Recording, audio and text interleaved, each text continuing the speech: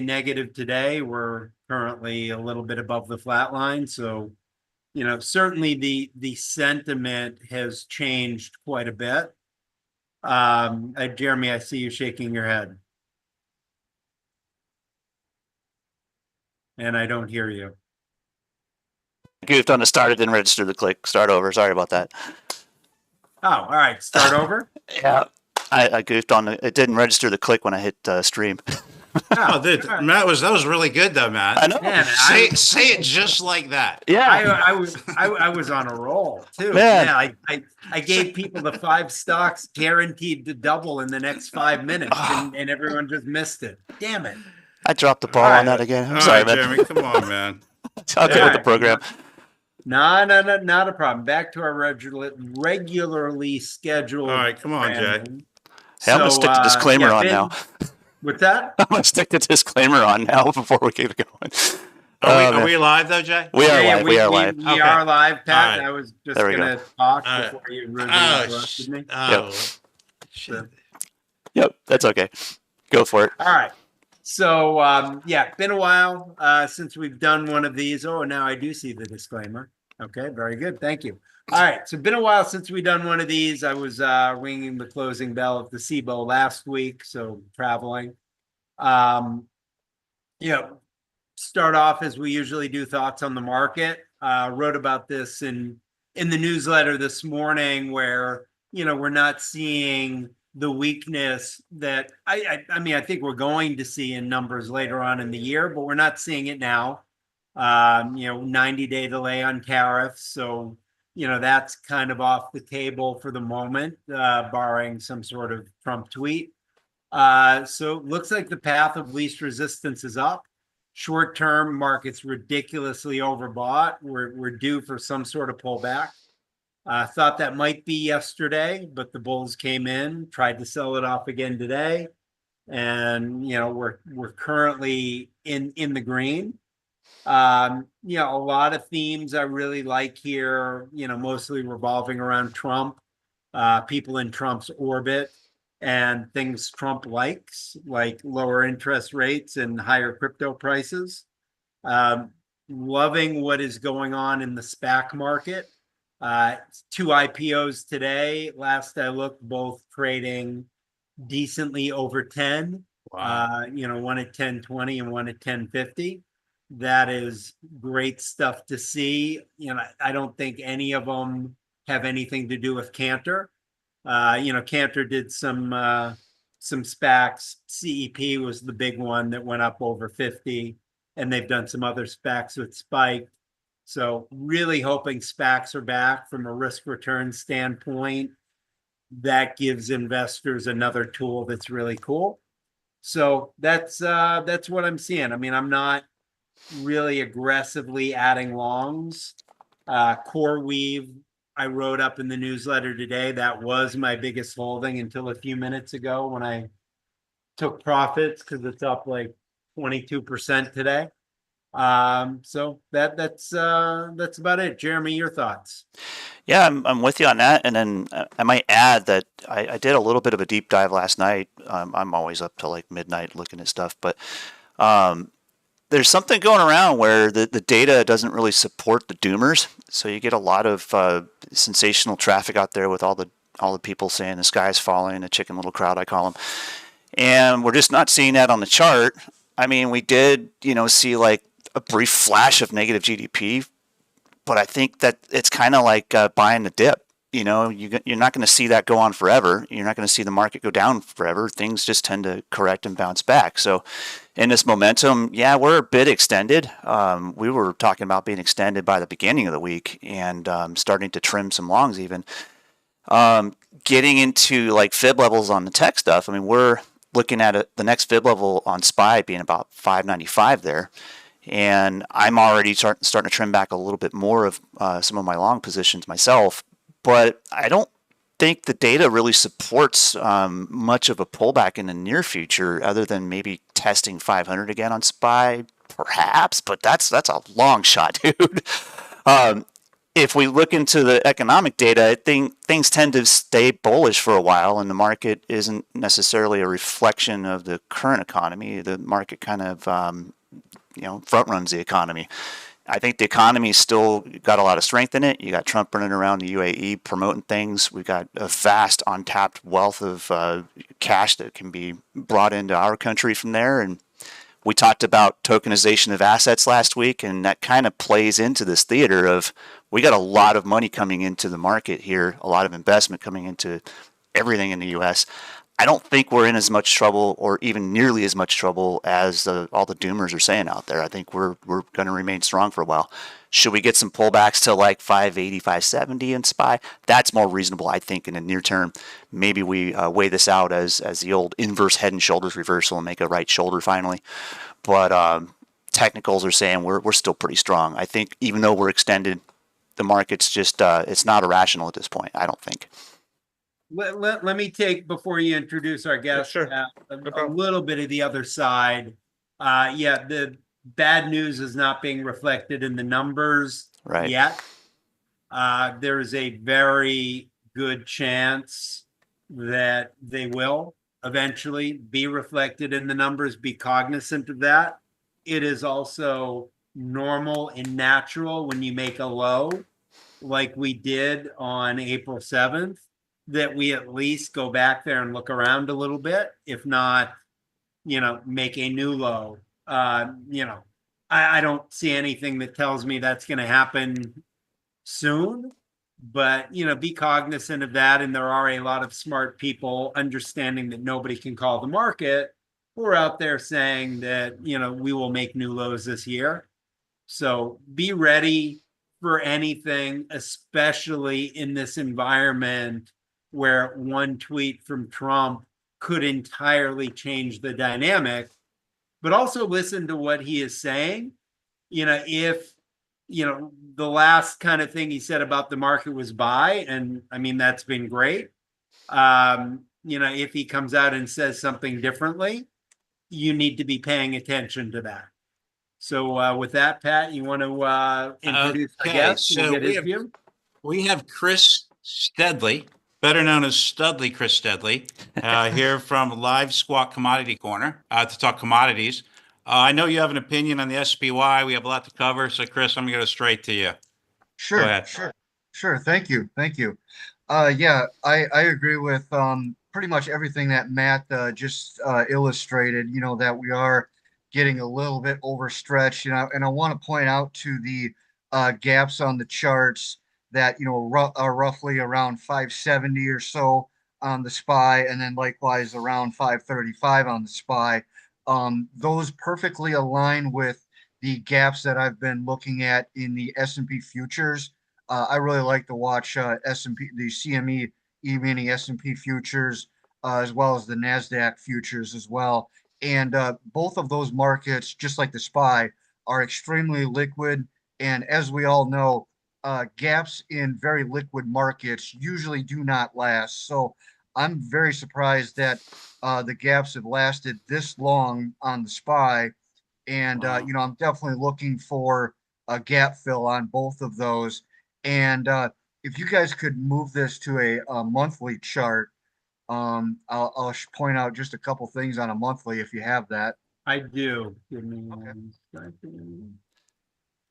There. Oh, that looks even better. Yep. Yeah. I love looking at monthlies.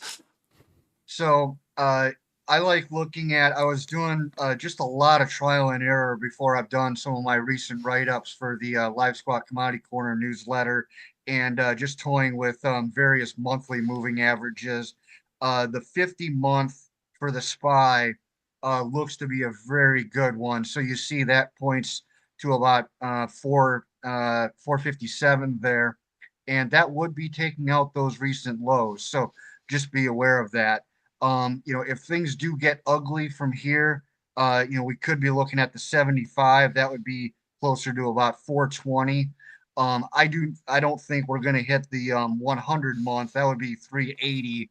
That would, we would have to be essentially in depression land before that hits. But, I think between the 50 to 75 is are both modest levels, if we do start to see a pullback. So, and as Matt alluded to a moment ago, with the tariffs and all of that, this is just a pause and a reduction. They haven't completely gone away. Now, Trump has said that they could go up, but not to the highs, the 145s that we saw initially. But again, we're going to be playing this game for a long time and tweet to tweet and all of that. So there's going to be a lot of moving parts to all of these analysis, day by day, month by month, etc. So. Agreed. And I think looking at a monthly chart, it's it's pretty much a given that you're trending along pretty well for a market that the naysayers have been just absolutely saying the sky's about to fall in, or we're about to get caved in, basically. I totally agree with that. Jeremy, you sounded like extremely bullish, right? Like the most bullish I've ever heard you on here. It seemed like Matt, you seem more cautious, and Chris, you're a little bit bearish, no? I'm cautiously bearish. Yeah. I guess that's the best way to say it. Like I said, I do not ever want to be one of these doomsdayers that the stock market is going to crash or by 50% or 90% or something like that. Just like in relation to commodities that we'll discuss here in a moment. People love talking about gold and silver. That gold is going to go to $10,000 an ounce and silver is going to go to 200 or whatever. I just don't like being that clickbait. You know what I mean? So or that crazy. Right. So plus nobody knows. I mean, so and so says Bitcoin's going to be $1 million. Okay, yep. I mean, how do you know that? Yep. Right. Yep. No. Okay. So all right. So let's move on. So I read you have your newsletter. The Live Squawk Commodity Corner, right? And you talk about oil here today in your newsletter. And you talked about an analyst named Doomberg. I've seen him. He said, I think crude goes to 50. I suppose that makes me bearish, blah, blah, blah. So you're pretty bearish on crude, yeah? Yeah. I was initially thinking that, we would hold that $60 level. And now, we're hovering essentially near that. And obviously we poked down to about 56-ish. When we had the Liberation Day lows, and then we retested that earlier this month.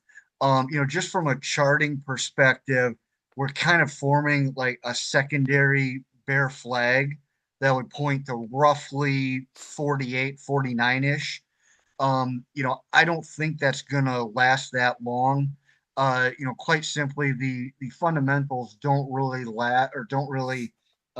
reflect that type of price action. So, the Saudis, well, we talked about, or you talked earlier about Trump in the Middle East. We haven't heard anything in relation to oil prices in this in all of these meetings, but you can't tell me that behind the scenes, he's begging them to ramp up production, and they've already illustrated that, in various statements that they've made, and likewise, pulling back on their cuts, that they're going to be doing this year. So, but that being said, on the bullish side, the U.S. has become the swing producer for the world, and our for break evens here in the United States for drilling new wells, the low end is like $61. So, that is the only quasi bullish thing that I can think that's going to really hold the market, in between that 50 to $60 level, if that makes sense. So that's why, if we do retest that $56 level, some people might be willing to think that, we're going to have a triple bottom here and do this dance again. If you try doing that, have a very, very tight stop in place. Like I said, we could easily see a flush out down to, that $48, $50 level, and then we'll see what the game plan is from there. So I hope that all makes sense. I kind of bounced Yeah, around. no. So Jeremy and I are excited. We finally have a guest who speaks our language. Right? I'm like, But, I'm totally lost. Yeah, which is normal. What time frame do you like to look at charts? Sure. I like to do a combination of, daily, and then sometimes the weeklies don't really provide all that much information. Um, and monthly is obviously very good on a long-term trend, just like what we showed on the SPY. So, for WTI, I like the dailies. All So. right. Yeah. Yeah. I prefer the dailies as well. I mean, yeah, sometimes I'll zoom out. So yeah, I mean, what I'm seeing here is something that, failed right around the 50-day, looks like it does want to retest the lows. The only thing, and you talked about gaps, is you've got a nice little potential gap fill from that, whole Liberation Day thing. But one of the big themes I've been talking about for a while is, the Trump trades, and you hit the nail on the head. I mean, Trump needs a couple things to happen for what he's doing to work. One is lower oil prices, the other is lower interest rates. So I don't know that I would be a buyer of oil right here. So yeah, I mean, I think we're on the same page there. I agree. We've been saying, be nimble more than anything in this market, and that's what I would probably attach to my, generalized extreme bullishness that I've been told about here. Sure. Being nimble is certainly important, and being ready to be flexible enough to focus on more than one or two time frames in the market is like life to us tech guys, chart technicians. And I'm known for like going and starting with a monthly and just drilling it back down all the way down to even a 5-second level when I'm scalping futures. And that's just in my nature. I'm always able to just process that data forward and move into where my ranges are and stuff. And with oil, I've seen that. That's one beautiful looking bear flag. At the same time, it's a cautious point where it can go either way and fill a gap real quick, or it can drop off.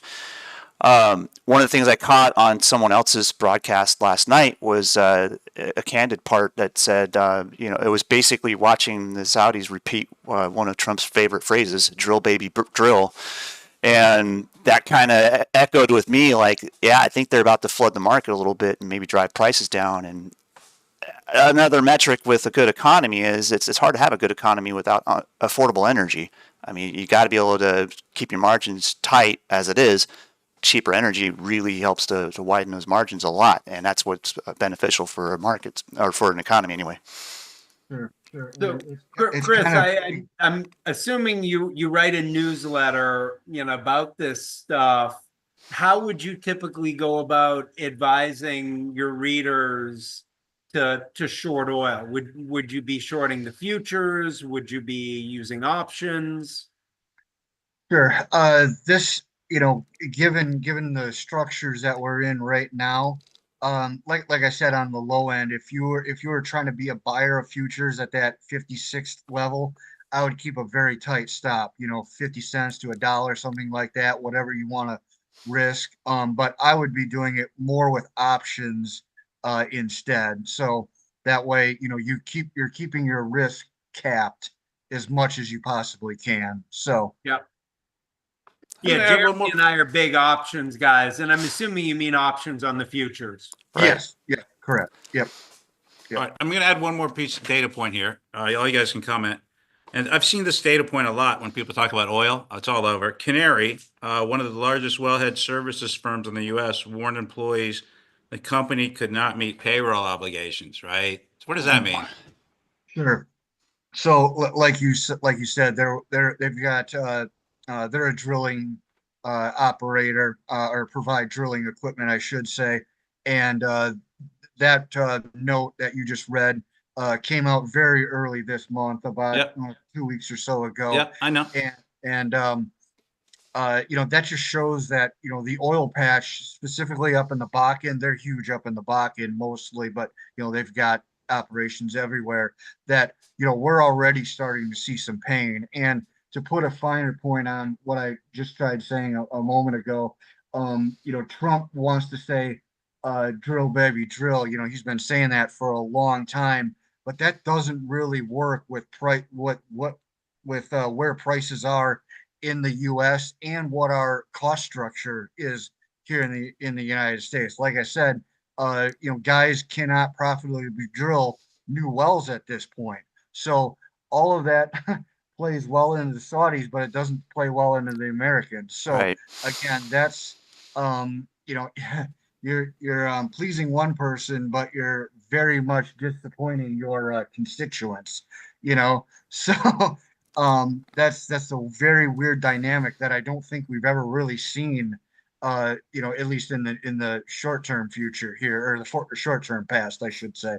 So that is the only reason that I think, or that's the only quasi bullish thing that I can hang my hat on, is that again, as the world swing producer, we are not going to drill new wells, so that should be like a put underneath the market. But again, I would Right. not be a betting man on that by any stretch. Got it. And also too, just in the last day or two, about the Iran nuclear deal. Now, who knows if that's going to happen? You're going to see millions of tweets and headlines about that, but that's definitely not bullish either. So, if that does happen. So,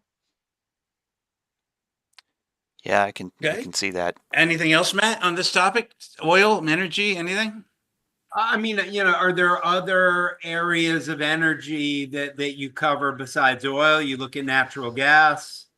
I do watch natural gas, but that is such a brutally tough market, and it's so, uh, day to Widowmaker. day.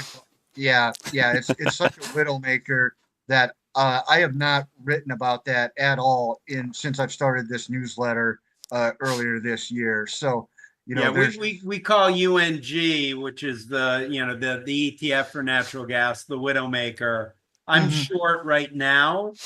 Looks like it's trying to find some support at the 200 day, so we'll see. But chances Widowmaker. are, if I'm short, it's going to go up. I mean, So, this Chris, thing pisses me off. you have two choices of the nickname, Studley or the Widowmaker. Like, what would you choose? I'd prefer Studley. Okay, There you go. gotcha. Yeah, All right, just I making would sure. too. Yeah, All right, fair all enough. right. Next Yeah, thing. Widowmaker makes it hard when you're trying to meet women at bars and stuff. I was just gonna say that. Yeah, I Yeah, would not I use mean, that. unless you're like, a billionaire, then yeah, let's go. But Yeah, that's Surprisingly, I get my best laughs like all week on this show, man. It's great. All right, so let's move forward.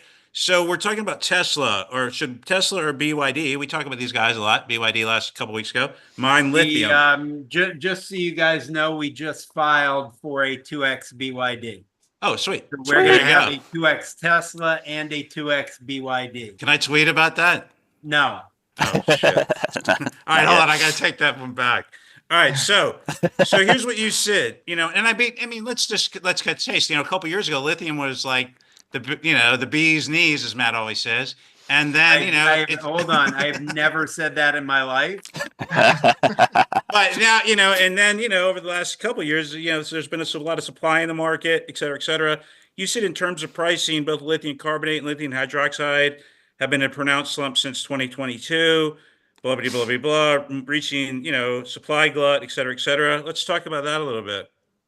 sure. So, lithium, obviously it's a relatively new market, and the futures are very illiquid for both carbonate and hydroxide. Now, hydroxide has got a little bit more liquidity, but it sure as heck is not gold or silver or copper or anything else like that. So, as you said, or kind of alluded to, that we're in an absolute supply glut of lithium. It's produced on every continent in the world except for Antarctica, and there's been some chatter recently about BYD specifically investing in a lithium mine down in Chile.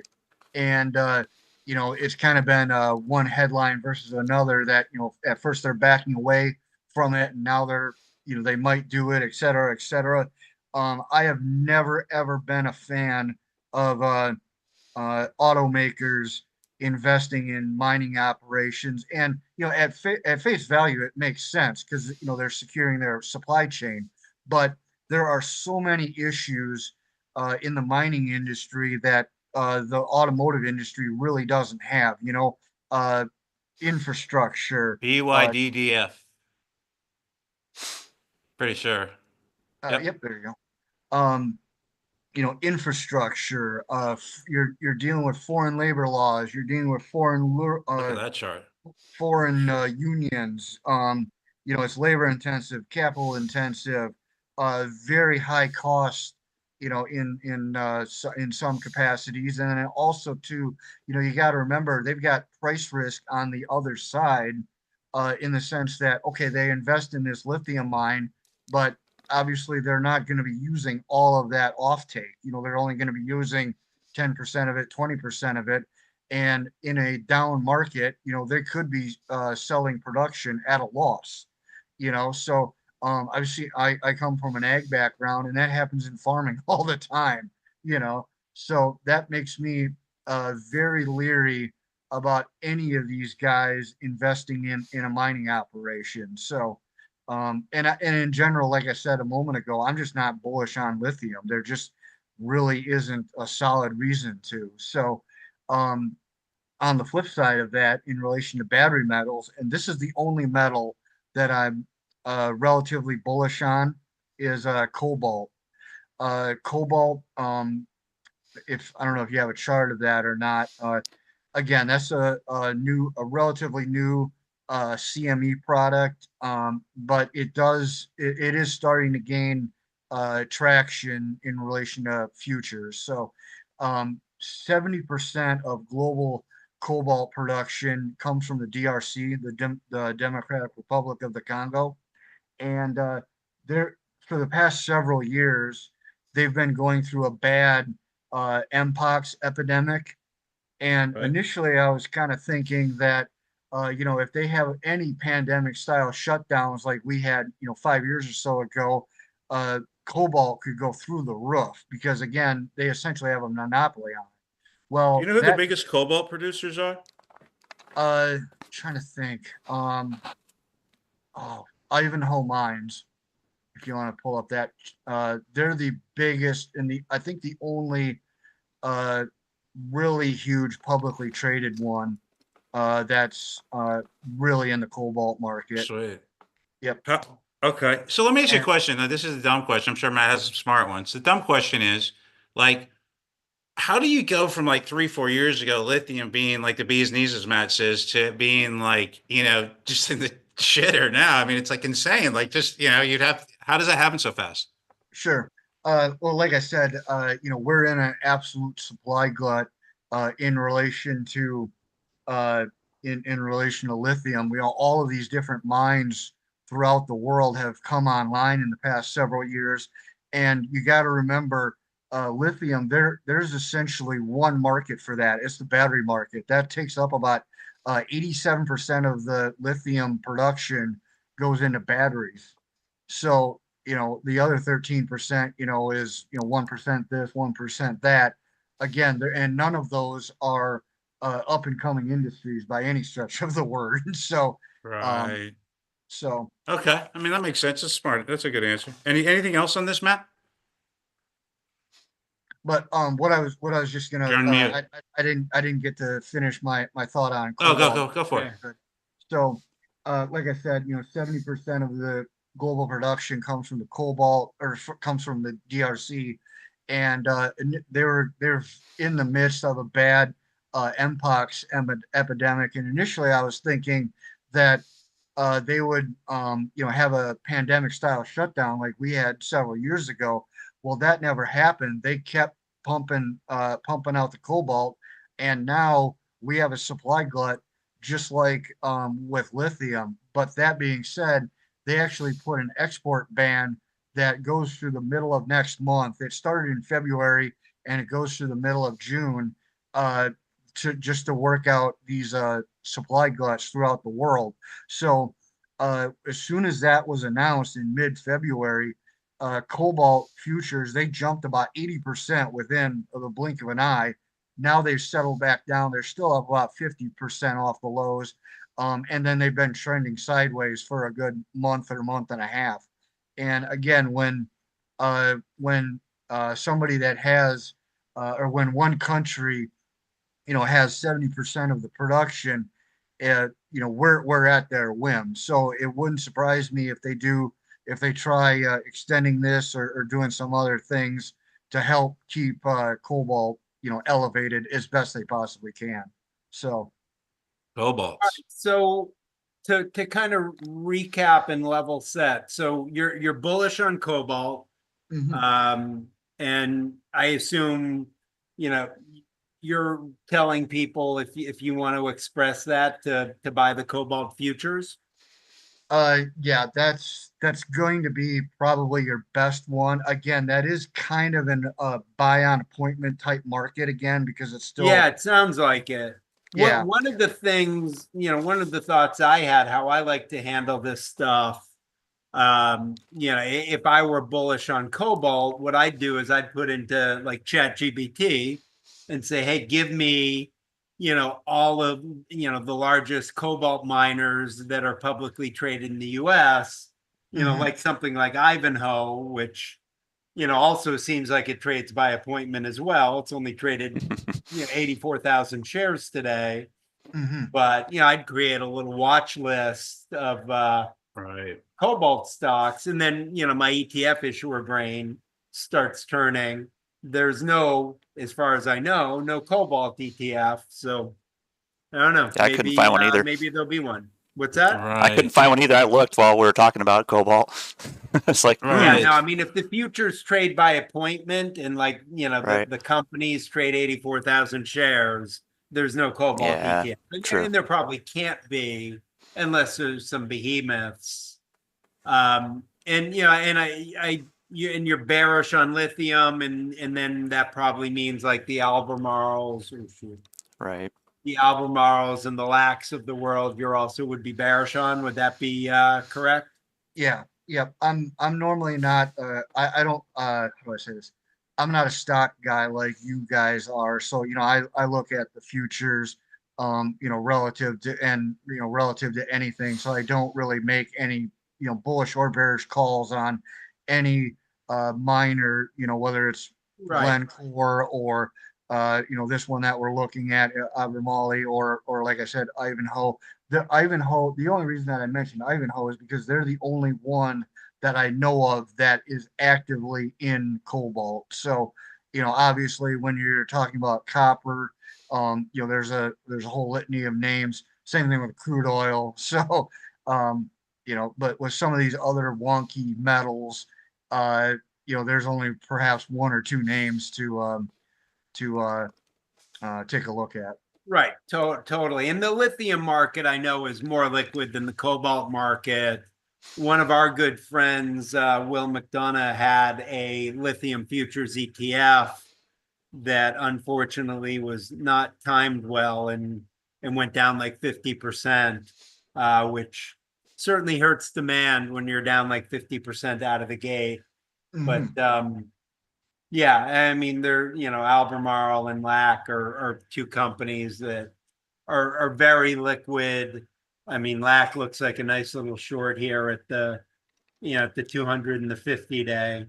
And just, yeah, I don't typically short companies trading at $2.87 though. Nope. But Mhm. Okay. So what about copper? That's the last one in this group. So copper, where are you at on copper, Chris? Sure, sure.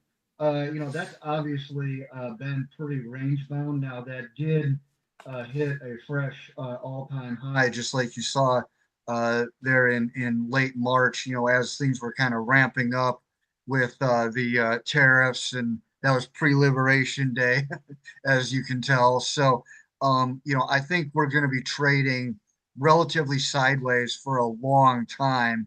And there's been, if you don't mind me attacking some quasi bullish headlines that I just couldn't really get behind or really. Oh, we do that all the time. Don't Yeah, worry. fire away. We love that. Okay. Okay. So, there's been a lot of chatter about, how much copper has been going in and out of various exchanges, and likewise, this person or this country is building up, stockpiles and what have you. Specifically, China. They've had a heck of an import surge this year. But I think most or all of that was just partially hoarding because nobody knew what exactly the tariffs are going to be and entail and all that kind of stuff. So we got to get our hands on this now before the world turns crazy. And then also too, they're adding 10% more refinery capacity that's supposed to be online by the end of this year. And so that's going to put them from, and they're already the world's largest copper producer anyways. Nobody comes close. They're at 12 million metric tons of refinery capacity. Adding 10%, that puts them up to 13.2 million. And just in context, that's the equivalent of adding another U.S. and another Canada to global refining capacity. I mean, that's just crazy, So when China does something, they don't do it lightly. But part of that, or part of this run up and import surge, is because they need to have roughly 3 to 6 months worth of inventories on hand before operations can begin. So part of that again was just hoarding, and part of that was just strategic of these new smelters that are going to be coming online. So you're bearish on copper, and if I understood you correctly, that's mostly just concerns about a lot of supply. I'm neutral on copper. I think it's just going to trade in this sideways fashion for a long time. So I can Do agree. you have any sense on potential demand from data centers? I've been hearing that for a long time. I've been hearing that for a good 3 to 4 years now, and that is something that we got to keep an eye on. But it isn't necessarily something that I can really get bullish on the drop of a hat. So Yeah. That is going to be more bullish. Like we pulled up natural gas. That's going to be more bullish on natural gas and perhaps solar and a few other energy sources than it will be on copper. So. All right. Yeah. I mean, interesting. And that's a topic we hit a lot in the newsletter. We've hit on the podcast. Natural gas itself is the widowmaker, but Jeremy and I at times do love the natural gas stocks. I don't think I own any at the moment, and I'm somewhat reticent to look at a chart and find out that I missed something. On the copper, FCX is a name I trade a lot. I didn't buy it coming off the lows, but I know I'm up on it. I still hold it, but it's been coming down here. It needs to hold the 50-day. But so that's interesting. Your take on copper, because I kind of have the copper stocks on my watch list from the standpoint of demand from AI data centers, because that's kind of a lot of what we do on the thematic side. So sure. And I do need to clarify that and I do not, I apologize, I don't have these numbers right in front of me of when you hear about copper imports into various countries, part of that could be refined copper that could be easily stockpiled, and then part of that could be ore that is getting ready to be smelted. So I do not know the exact mix of that in relation to China, but again, that's still, at the end of the day, my argument really doesn't change all that much on being neutral to bearish on copper. So, or excuse me, neutral on copper. Excuse me. Yeah. All right, so let's move to gold. You said gold funds are seeing record inflows while prices are at all-time highs. Yep. That's maybe a couple days ago, obviously, but like, what do you think? Where are we at on gold, guys? It's too high, too low, coming back. Some people bought high and sold low. That's what we see. What do you think, Matt? Well, I let What do you think, Chris? comment, and then I'll tell you what I think. Sure. Yep. Sure. We'll see what the CFTC data says later on this afternoon. I've been tracking that quite heavily the past few months.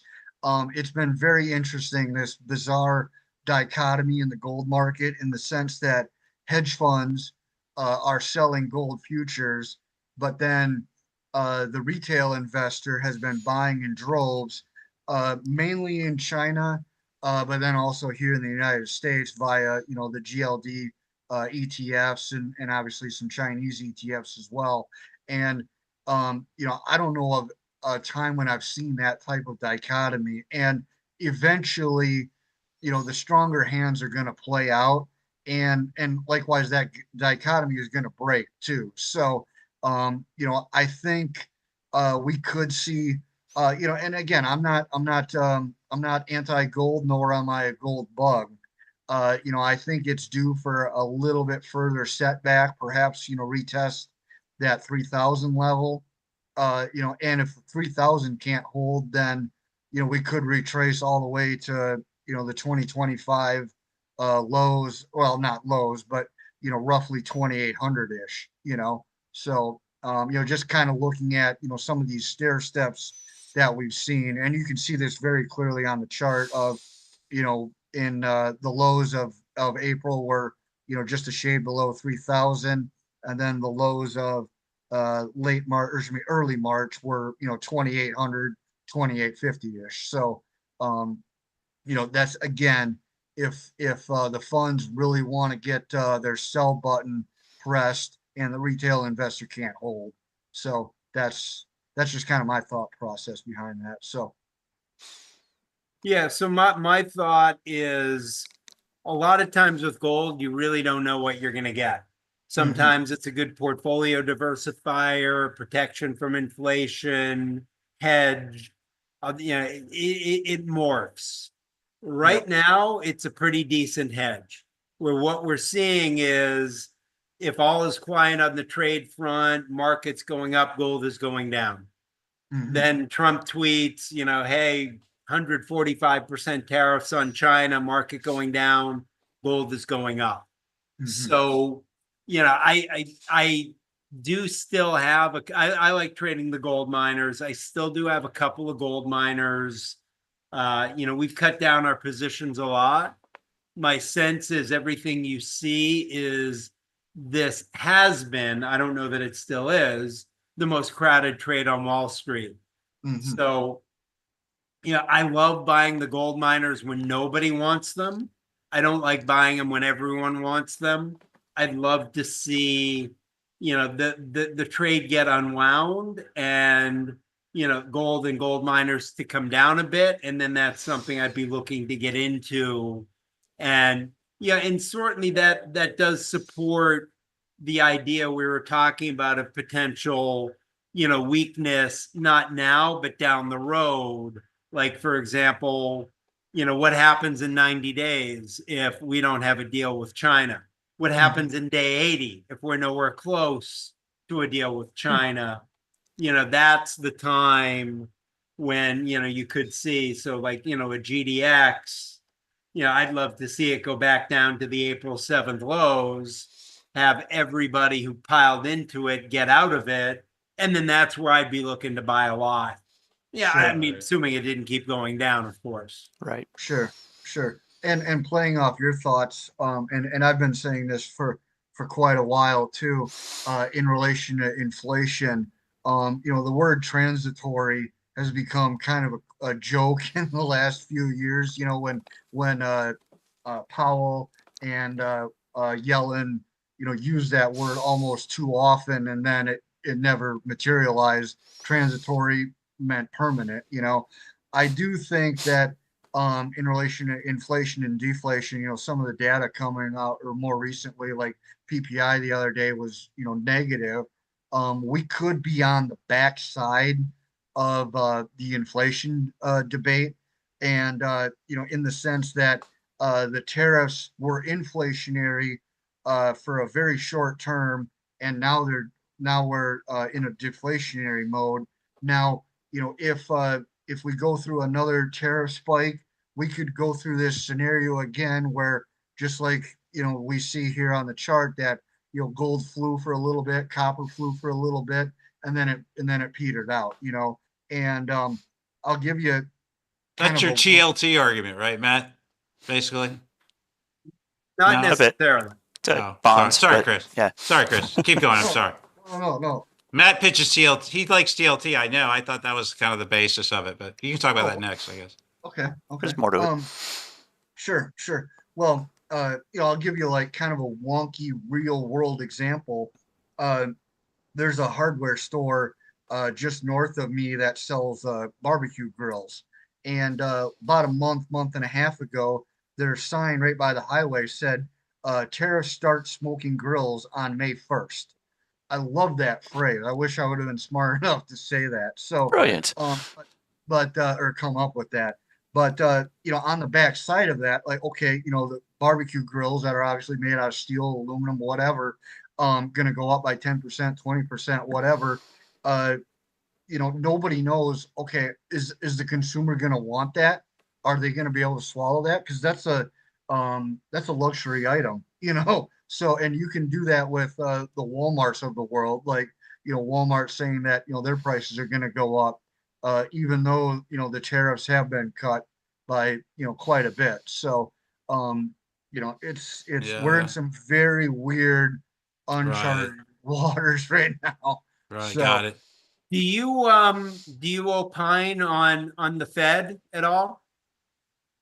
a little bit, but obviously everybody and his brother has an opinion on the Fed, and also, you talk to 10 different people and you get 12 different answers.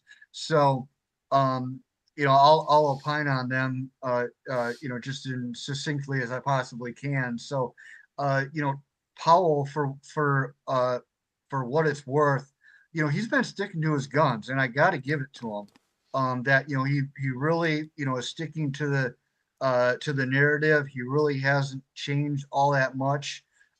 So he's looking at the data just like we are, and he is in no hurry to lower interest rates. I think the last I've heard is based on like the CME Fed Watch and a few other indicators that we're not going to see any lower interest rates until September or more than likely December, so Right.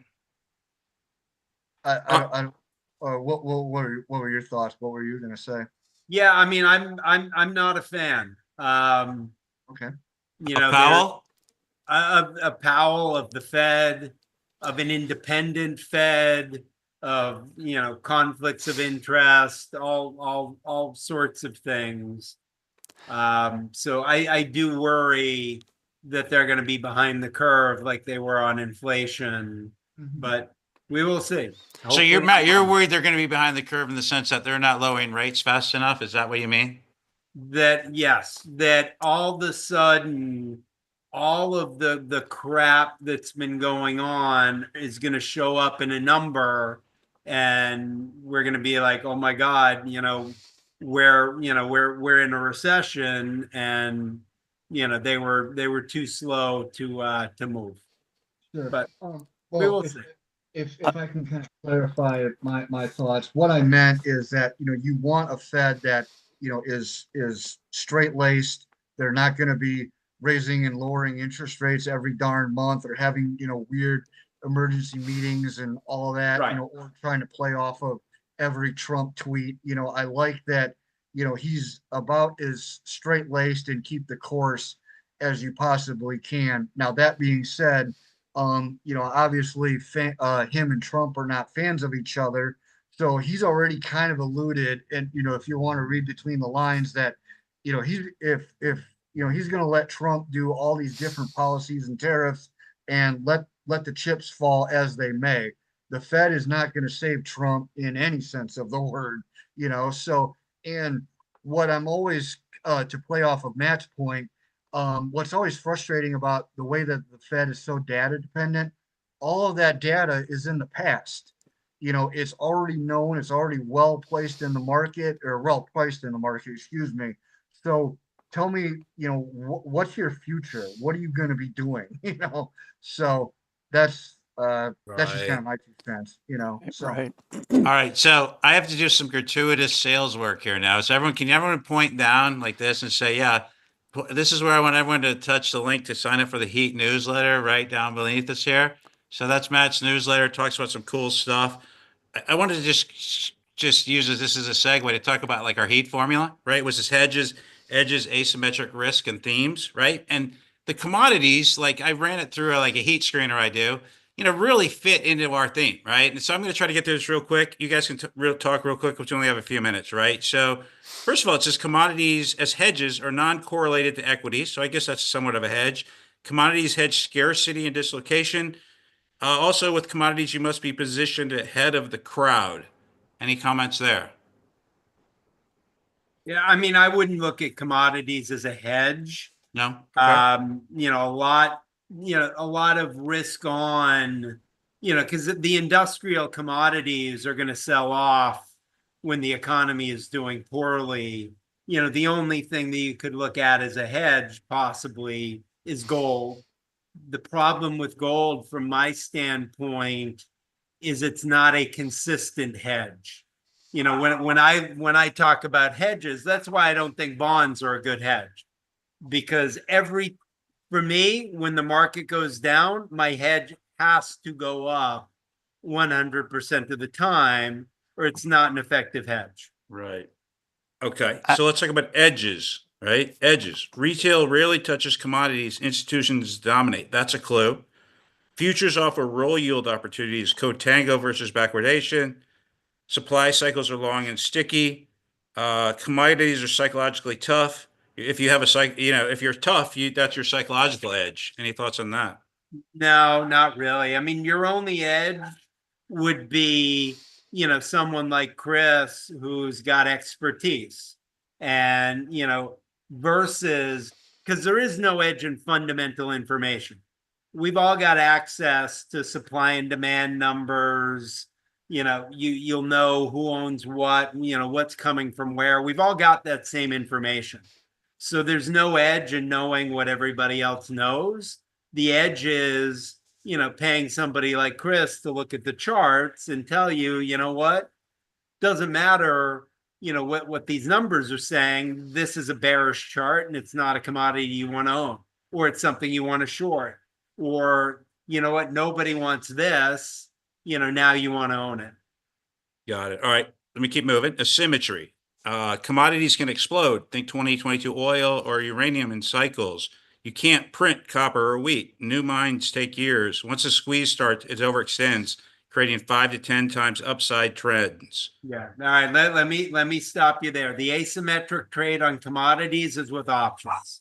Yep. So I know, Chris talks about futures, and, futures are great if you know how to do them, but futures are not an asymmetrical trade. You can lose more than you put in, and you can make a fortune and be rich on one trade. Options are asymmetrical because your premium is known. That's the most you can lose, and your upside's unlimited. Yep. Okay, last thing, themes, right? Themes, energy transition bottlenecks, long copper, uranium, lithium. I guess we've discussed that. Agflation and water scarcity, long wheat, cocoa, fertilizers, geopolitical fracturing, long oil, natural gas, strategic reserves. So commodities can fit into different themes. They're not necessarily a theme in and of themselves because each one is different. There is no, gold and lithium and natural gas and cobalt are all entirely different things with all different stuff going on. So you could argue, gold is a theme from the standpoint of, it's the opposite side of, tariffs being okay and the market going up. natural gas and copper can fit into the AI energy theme, but I wouldn't look at commodities like, people put commodities in a basket and say you have to own commodities. And then I would push back on them and be like, well, but which ones? I don't have to own all of them. I want to own the ones that are good. Right. Okay.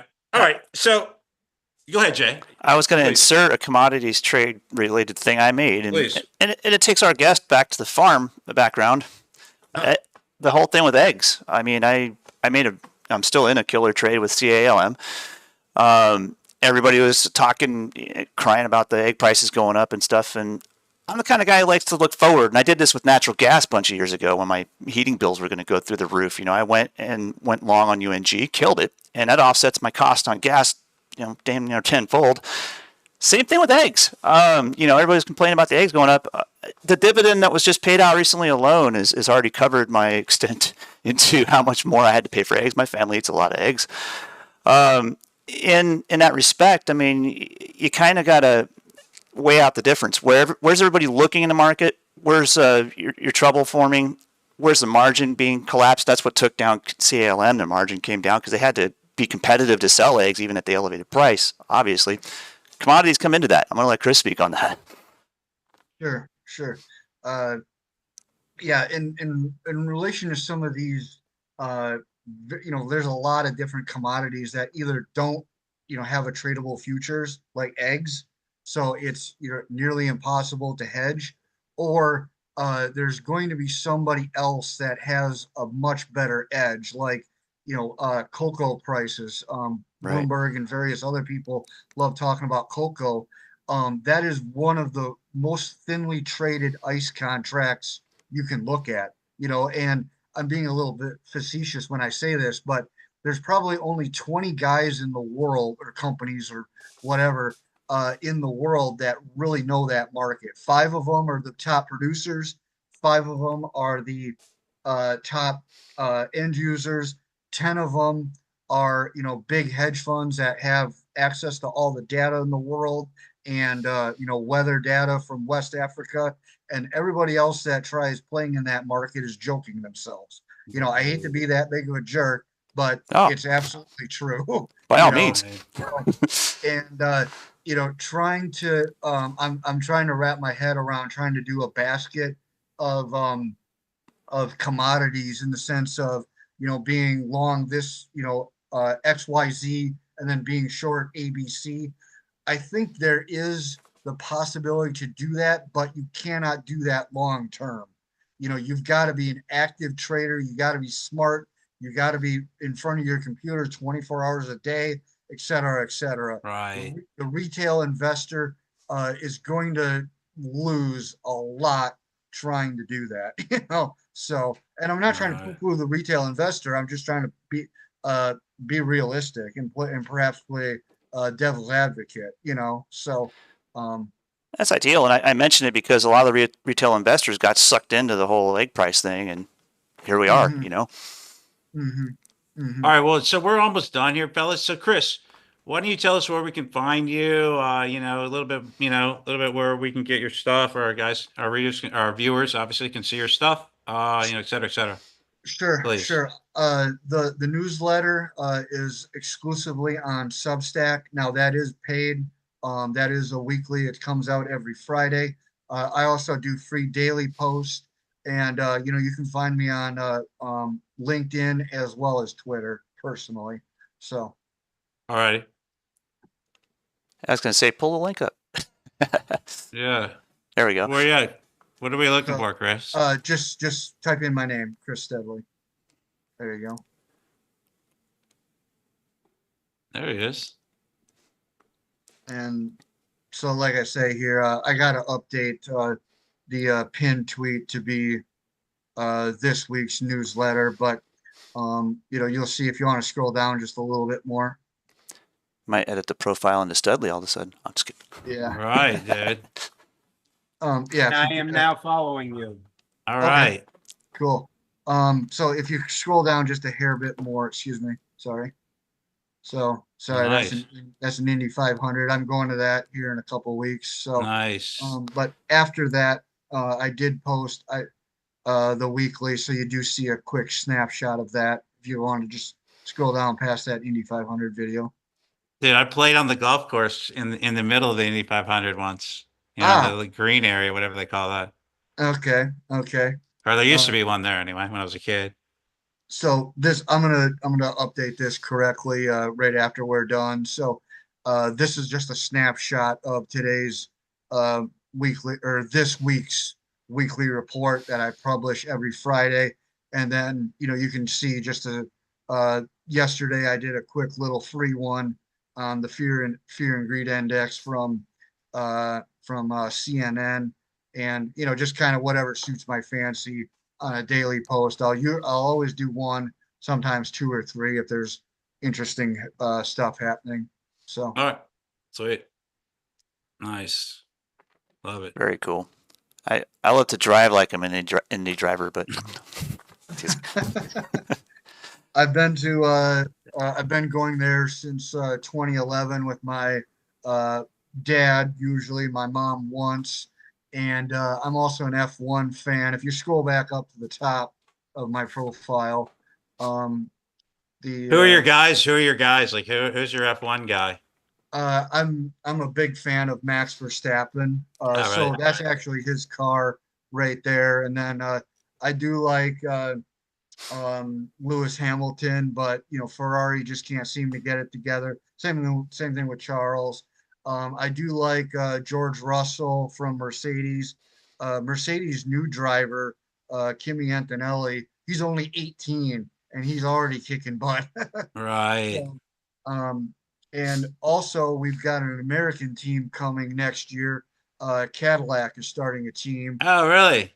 Yeah, and they don't know who the drivers are going to be. There's some rumors about Daniel Ricciardo, which he's getting a little bit long in the tooth, but he would be an awesome guy to start the team with.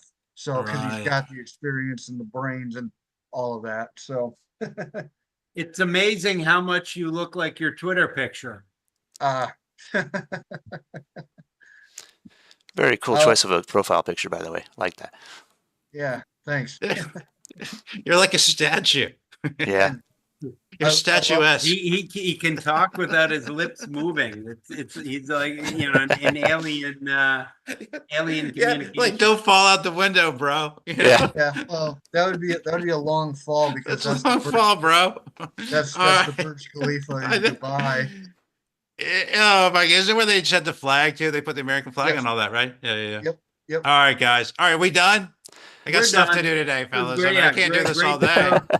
Wish Stuff we to could. do. Markets took another leg up. It was probably Jeremy's bullish comments. Could be. Right. Extremely bullish comments. Yeah. All right. To See a ya. point, I have Chris, thank you targets. very much, man. Good guess. Thank you. Thank you, Chris. Oh,